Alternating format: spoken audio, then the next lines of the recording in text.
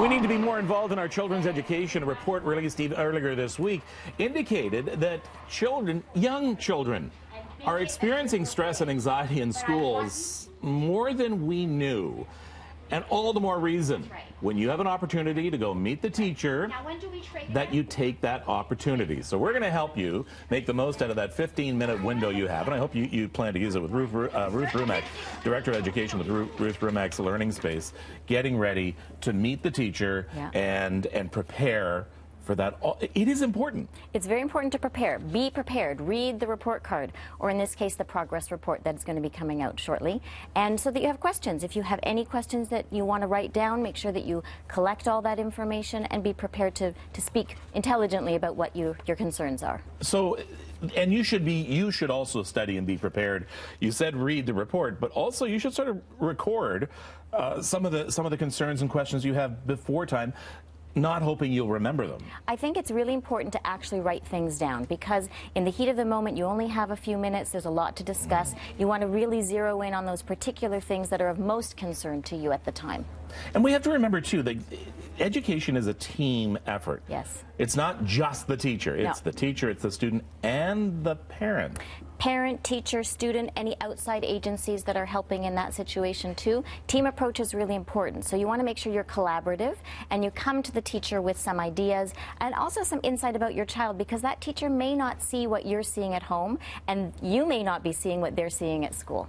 And quite often, you know, you're going to see the students, the parents. I don't want to say that you don't really need to see, but quite often you're going to see the parents whose students are doing okay, and you're not seeing the students, parents that you would like to, and that's very important, because just the very fact students are doing well and you're seeing those parents is an indication the parent is involved in that student's education. So you want to get more involved. If you have not been to a teacher interview, you haven't taken advantage of that, get more involved. I would say so. There's a lot of research that supports that idea, that the more you are involved in your child's education, the better it's going to be. It doesn't mean to be a hover parent or a helicopter parent and be doing the work for the child. That we don't suggest either. But definitely taking an interest and understanding what's happening in the classroom and how is that affecting my child. Now, you want to talk about this with your child. It's one thing we haven't talked about. Talked about reading the report card, and we've talked about preparing for the teacher. But what about discussing it before and after with your child? You know, I think that's a choice that parents have to make. Some parents do not want to talk about report cards. They don't want to talk about marks.